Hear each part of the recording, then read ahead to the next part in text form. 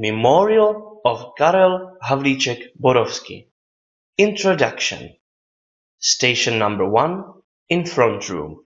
Dear guests, we would like to welcome you in a birthhouse of Karel Havlíček Borovský, who was a Czech poet, literary critic, translator, but also politician and journalist. The number of the house is 163, and it was built in 1818 when Matěj Havlíček, Karel's father, bought a lot there. Matěj was originally a merchant from Velká Losenice, not far away. He brought a beautiful young wife, Josefina, born Dvořáková. She was a daughter of brewer from Horní Cerekev. Karel was the second of 7 children, but 3 of his siblings died in a very early age.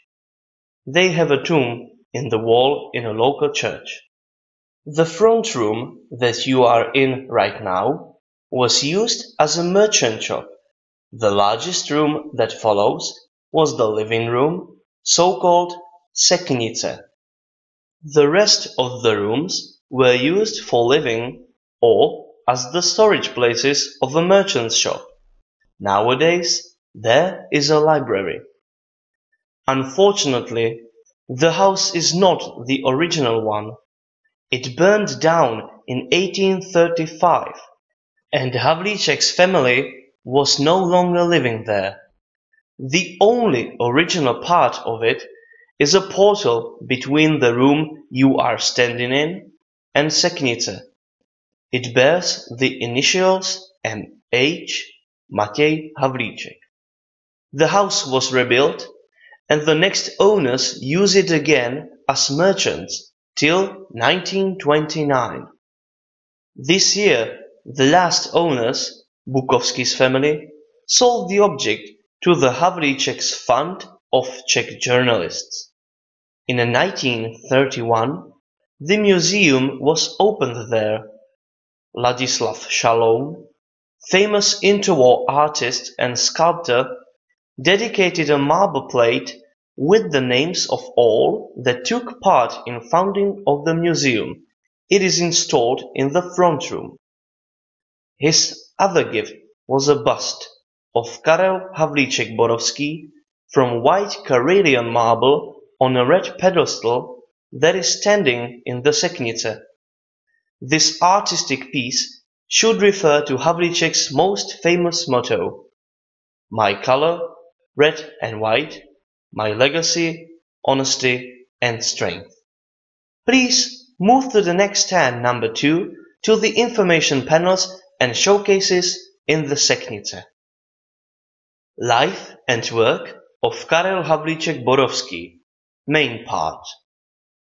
During the following talk, you can follow the photocopies of authentic materials on information panels and in the showcases. We wish you a pleasant listening. Karel Havlíček was born in this house on the 31st of October 1821 to his parents Matěj and Josefina Havlíček.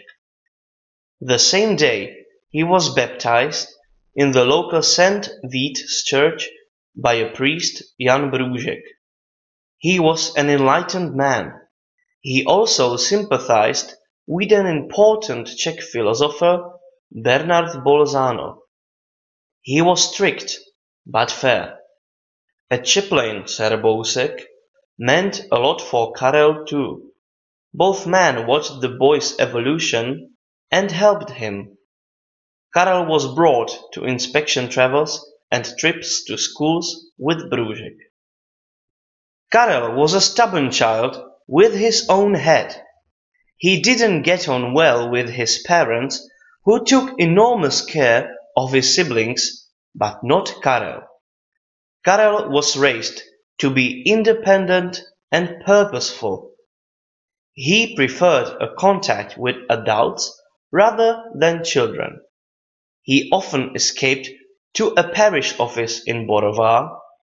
His great-aunt Františka Rozpeková was a maid there, and she gave him so needed love, attention, and spent enough time with him. Karel got into the initial contact with newspapers and magazines. In October 1826, when he was 5 years old, he started to attend a local old school. Antonín Linek worked there as a teacher. He was very self-sacrificing, progressive, and also a Czech patriot. Not only that he taught trivium to children, reading, writing, calculus, he also introduced a basis of German and history to them. He wanted every child to be able to play a musical instrument or sing. Karel learned how to play the guitar, and he enjoyed it in his free time during his studies. In Linek's memories, Karel was pudgy and clumsy boy. According to his memories, Linek never saw Karel laugh. He considered this fact very strange. Karel enjoyed learning all of the subjects except for music. He liked maths, biblical stories, history, and geography. In autumn 1830, he started to attend the main school in Jihlava to study German, which was the essential requirement for the follow-up higher education. Jihlava, Iglau in German, was a predominantly German town. On the other hand, Borova was a Czech village. That is why Karel was underestimated by teachers as well as his classmates. In his memoirs, he states that he disliked studying there and he used to weep during studies. Finally, he got through all the obstacles, and by 1831 he entered the main school in Německý Brod. Vincent z Doubrava was the headmaster there, and Havlíček dedicated his first epigram to him. Lectures of teacher Doubrava is immediately easily understood by every pupil. Even these without head can do it, though it is enough if they have their backs. In 1832 he started to attend the Premonstratensian grammar school in Německý Brod. He was lodged in the house of Dlabačovský's family by Berlish virgins, right on the square. They were kind, older women who had an understanding for a student life. Karel is not under the supervision, and he can visit parties and amuse himself the way he wanted. He wrote to this period of his life, "I had an opportunity to do strange things, and I didn't need to move back for anyone." This attitude reflected on his results at school. In 1833, Havlíček's family moved from Havlíčková Borova to Německý Brod into a luxurious house on the square. The house is still there, and it serves as a museum. Karel also helped his father in the shop, so he was under the supervision there. Německý Brod was one of the stops on the way from Prague to Vienna. Karel got in the contact with merchants and members of the equipage. Through this source, he received information about events in the monarchy. Karel broadened his horizons by this, and he made his studies even more intense. In 1838, he finished the grammar school in the age of 17 as one of the best students. His father wanted him to be a lawyer or an office worker, so the studies in Prague were ahead of him. In the final years of grammar school, 7th and 8th grade of grammar school, he had a class of philosophy. He passed the 2-year course and gained few friends, Wilhelm Gabler and František Girgl. They created a lifelong study program together. Havlíček should deal with Slavic and Scandinavian nations, Gabler would have Western nations, and Girger the southern ones. Karel was the only one who stuck to the plan. We can see it in his further career. In 1840, Karel had to deal with his future. Karel admired and respected his father. He did not follow his vision about his further studies. Karel made the choice according to his deeply religious mother and decided to attend Archbishop Seminar in Clementinum in Prague. His idea was to tell the educational thoughts to the white audience from the rostrum. He was disappointed right away. Churchmen were educated in a quite pragmatic way according to the values of the reign of the Habsburgs. The worst results were the reason for Karel to be excluded after 1 year when he wrote a celebrating Czech patriotic poem for his teachers Jan Mařan and Jan Smutek. Professor Mařan felt flattered but compromised too. It was the reason Havlíček did not pass the Hebrew class, and the exclusion followed right after. Karel had to think about what to do in this situation. He decided to travel. He got a position as a tutor in Russia through Pavel Josef Šafaří. Karel was excited and he accepted the offer, but his family, and especially his father Matěj, were not so enthusiastic about this. Havlíček visited Vienna for the first time in his life on his way there. He had problem with passport, so he got only to Lvovo, a town in Austrian Galicia. He stayed there for 2 months, meanwhile he was studying Polish authors and finding new contacts. The most important was the acquaintance with Czech patriot, writer, historian and journalist Karel Vladislav Zap and his wife Honorata. Finally, Havlíček could continue further to the east. In Russia, he had to pass the exams to prove he is capable to teach sons of lords. Afterwards, he was assigned to a family of Professor Chevrier. His stay took 17 months. During this time, he learned the language and wrote his first more known piece, Pictures from Russia, Obrazy z Rus. It was one of the first Czech travel studies, and additionally he wrote epigrams. Havlíček found out about the regime in Russia that was very harsh to common people. It causes his inclination to the moderate Austro-Slavism than to Pan-Slavism that clearly was not thought through. He has an incident with a boy named Boris. He was a student that he educated and he was dismissed. Boris should beat his servant. That was not a problem in Russia these days. But Karel decided not to tolerate this kind of behavior and he punished him physically. In May 1844, he traveled back to his native land to Prague.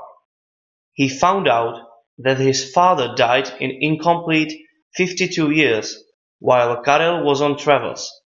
It was the reason to go to Německý Brod.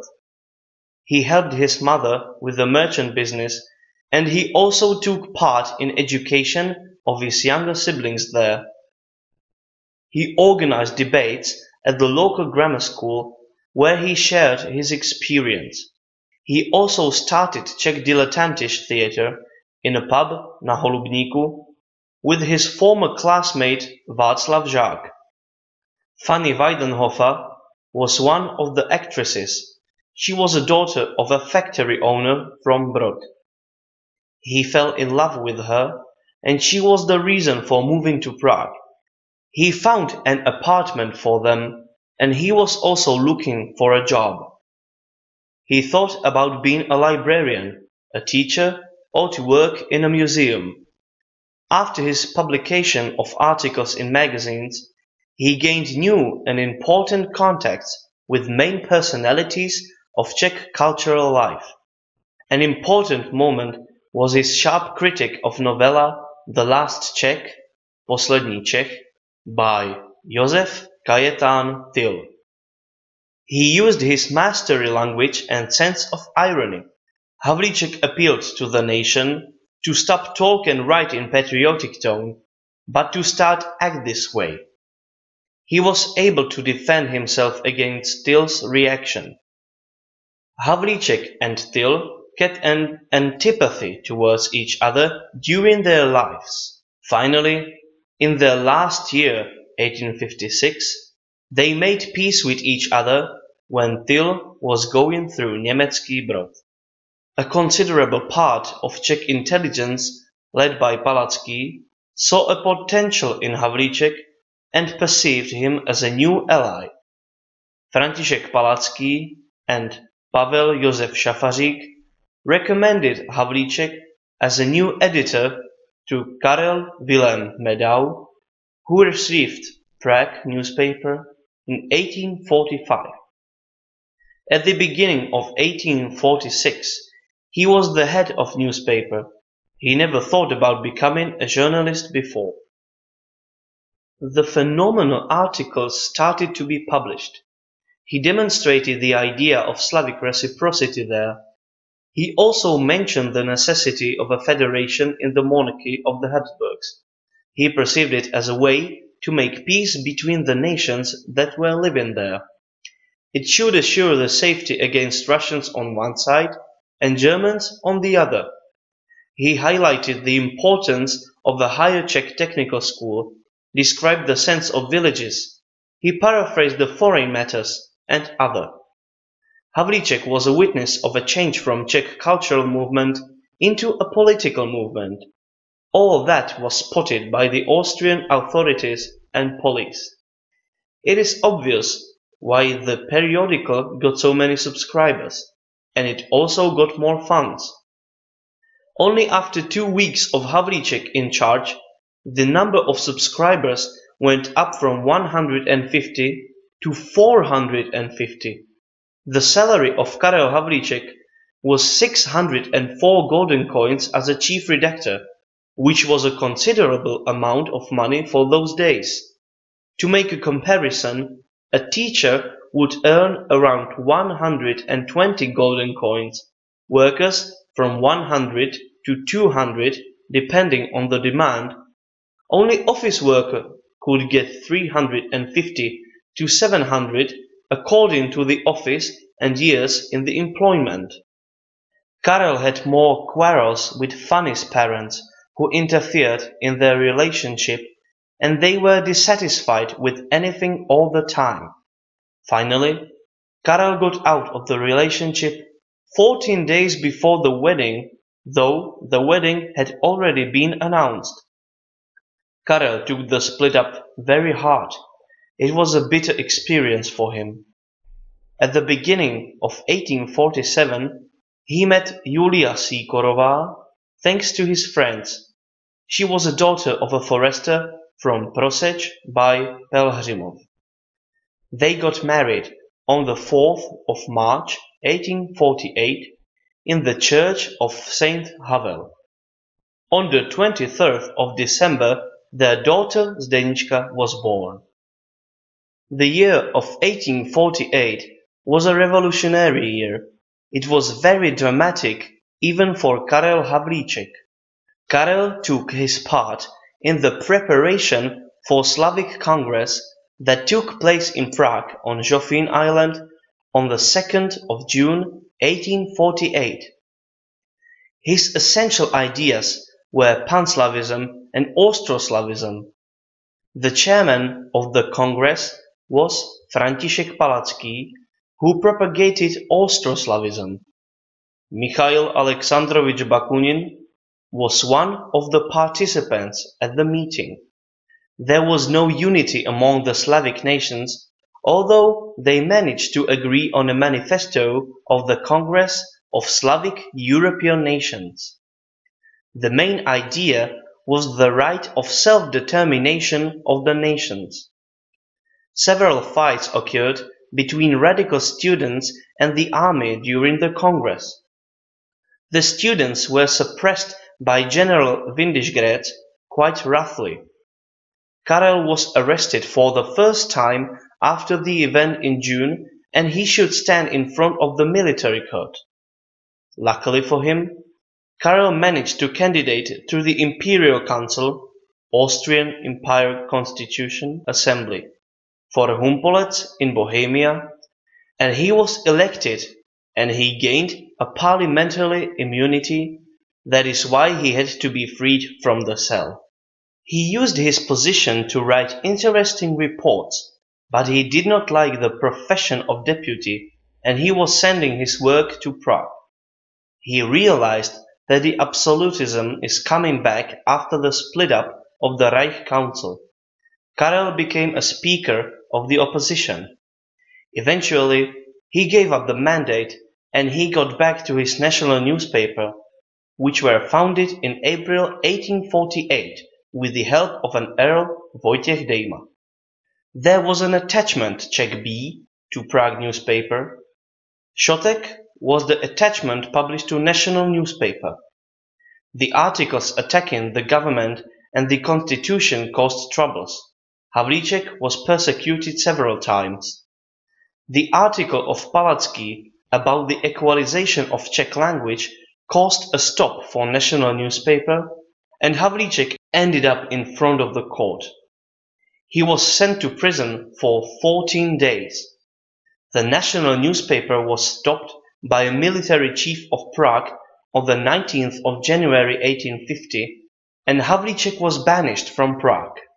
Havlíček was looking for another place to publish his new political journal. He came to Kutná Hora, where he founded the Slovan periodical in May 1850. The piece itself had 32 pages, but the production and distribution was quite difficult. Karel was under the supervision.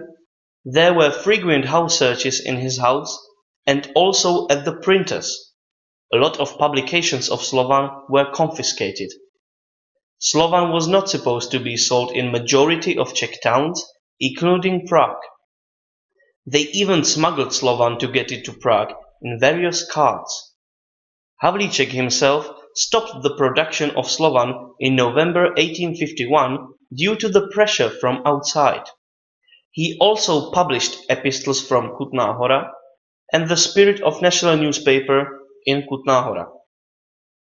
In November 1851, Karel was summoned to the court in Kutná Hora to defend himself from a number of accusations. This process could have been the end of Havlíček's activities. Karel managed to defend himself so brilliantly that he was considered innocent. It was a great success for Havlíček, kind of his personal triumph. He decided to stand aside after all this. He wanted to rent a farm and start with agriculture and writing. He wanted to write not as a journalist, because he was a suspected person these days. Though it did not work out, he did not get the rent. He had to move to his brother František to Německý Brod, together with his wife Julie and his daughter Zdenka. Karel was deported to Brixen in the Alps during the night from the 15th to 16th of December 1851. It was based on a paper about unwanted individuals. A total isolation from the social life and the journalistic work was secured for him. Havlíček lived on state expenses in Brixen. It was not so bad for him as it was usually told. He suffered mentally because of the isolation. However, his wife and daughter came to see him during the spring of 1852. He was accommodated in a hotel Zum Elefant before their arrival. Havlíček's family lived in a well-equipped house on the suburbs of Brixen from May that year. Karel was paid 400 to 500 golden coins a year. He could study and write. He wrote his best literary works there. Tyrol Laments, King Klavra, Baptism of Saint Vladimir. It was unfinished. He depicted the conditions in Russia based on his own experience. He spent 4 years in Brixen. At first, the stay in Brixen was planned only for half a year, but it was prolonged for obvious reasons. His wife came to Brixen infected with tuberculosis. When her health got worse, she had to go back to Bohemia, and Karel was unable to see her again. She died a few days before Karel's arrival on the 16th of April 1855, on the day of her 29th birthday, at her brother-in-law's apartment in Prague. Havlíček got out from exile due to a testimonial that he would stop writing, publishing, acting politically after his return to Bohemia. The last year of Havlíček's life was very somber. He stayed in Německý Brod. He was watched there. He visited his place of birth for the last time. He used Borovský to his name from the times of his studies. He lost his money because he borrowed it to his brother-in-law Jaroš to start the business in Prague. He was forbidden to visit the city, but he gained a permission for 6 days' stay. A lot of people behaved as they did not know him not to get in trouble. Karel sadly mentioned, finally, Bach managed to make ladies from all of them. The level of national awareness was very low even in Německý Brod, where he tried to build it. Afterwards his medical complications appeared, and Dr. Podlipský, who was a family doctor and also a friend, sent Karel to the spa in Smečno by Štemberk. This spa treatment did not cure the tuberculosis. On the 24th of July 1856, Havlíček was transported to his brother-in-law Jaroš to Prague. By that time he had a very high fever and he was almost unconscious. He died there 5 days later in the same room and bed as his wife a year before. Havlíček's legacy. Havlíček's funeral took place at Olszany in Prague on the 1st of August 1856. It was a big national manifestation. Božena Němcová's husband, Josef, was one of the key speakers. That was one of the reasons for his later persecution. 3 years later, 1859, harsh political regime fell apart, Bach's absolutism ended, and the political situation in Bohemia started to loosen up. A first celebration of Havlíček Borovský was held in 1862 in Borova. During the celebration, a portrait of Karel was installed into the gable of the house, and it still hangs there. According to the police records, around 20,000 people attended the celebration. A well-known choir, Hlahol, performed there, and Bedřich Smetana played the organ there. Smetana knew Havlíček from their childhood and the grammar school in Německý Brod. In the second half of 19th century, Václav Zelený wrote about Havlíček's life, his first biographical work. Václav Zelený was another man from Borova. He was an important historian, politician, and deputy of the Czech Provincial Council. He died in 1875. The commemorative plaque with Havlíček's name can be seen in the exposition in the corner of the Seknice. In the following years, there were memorials and statues of Havlíček revealed not only in Bohemia. The most famous is the statue of the artist Josef Strachovský. The original of the statue stands in Kutná Hora from 1883. It has a motto on the pedestal saying, "You can promise me, threaten me, though I will be no traitor." The copy of Strachovský's statue of Havlíček was revealed in 1891 in Vysoké nad Jizerou. One of the statue copies was installed in Havlíček's birthplace in Borova in 1901 thanks to the initiative of a local school headmaster Hruška. The statues of Havlíček are not only at Žižkov in Prague, but also in Chicago in the USA from 1911. Brod and Borova officially claimed the name of Havlíček after the Second World War. A fate of daughter of nation. Please go back to the front room to the stand number 3 to the showcase dedicated to Zdeňka Havlíčková. Zdeňka was the only child of Karel Havlíček. She stayed with Jaroš's family in Prague after the death of her parents. She was an intelligent but also a stubborn girl after her father. She was called a daughter of nation by Czech patriots. There was a collection organized for her called National Lottery. An enormous fortune was collected in it. Its value was 30,569 golden coins. The sum was split into 3 parts. One of them was sent to the organizers of the collection.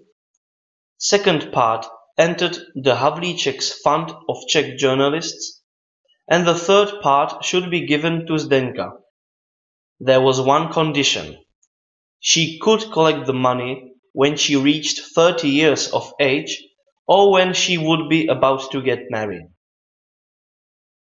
Jaroš got bankrupt and rumors about embezzlement of Zdeňka's money spread quickly. Jaroš could not stand the pressure and got rid of the guardianship. From this point on, Zdeňka was very unhappy and she went through various families of Czech patriots in Prague. Her last guardian was a doctor, František Brauner. Meanwhile, Zdeňka fell in love with an Austrian soldier of Polish origin, a Baron Guido Battaglio. Czech patriots did not approve of the relationship. Earl of Kounitz was another man who was interested in her, but she was assigned Antonín Svoboda as her Czech fiancé. He was a well-educated landlord. Finally, Zdeňka agreed to marry him, but it never happened. The signs of tuberculosis started when she was 24 years old. The disease caused her early death on the 20th of September 1872. She was buried next to her grandfather Matěj in Německý Brod. Her grandmother Josefina buried not only her husband, but most of her children and also her granddaughter Zdeňka.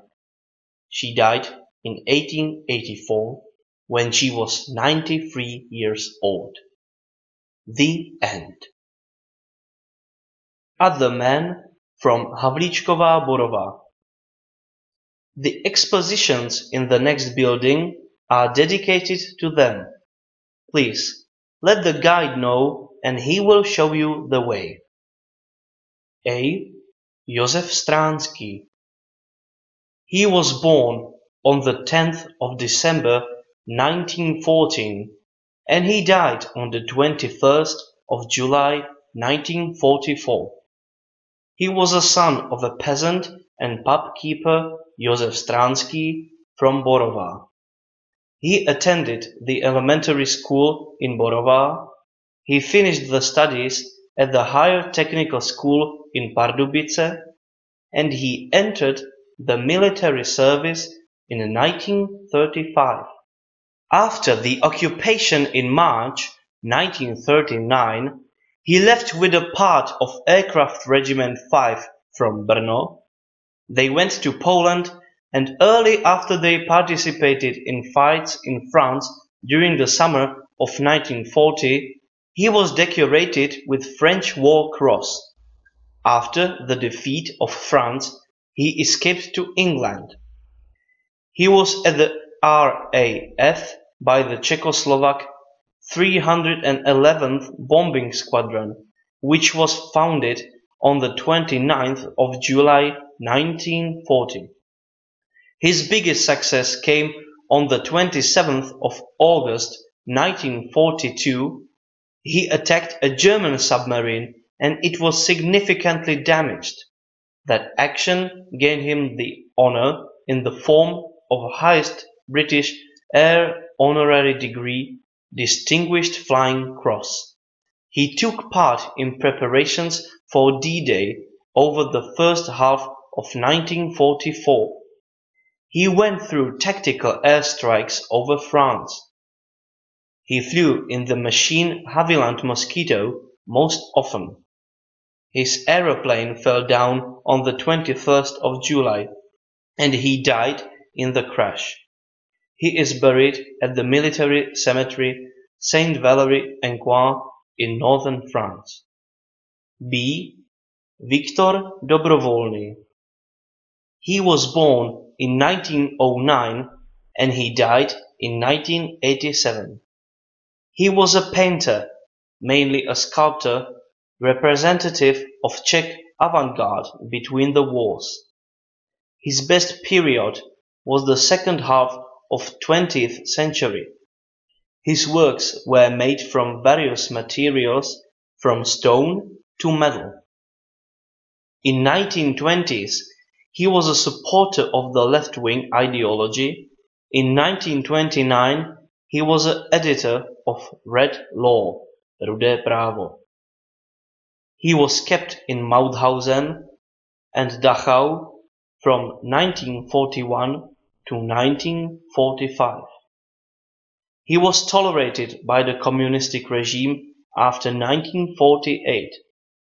Finally, in 1950, he became a member of the Union of Czechoslovak Visual Artists. In 1984, Dobrovolný was nominated a meritorious artist. Thank you for your attention. We believe that you enjoyed your visit of the memorial of Karel Havlíček Borovský. We look forward to your next visit.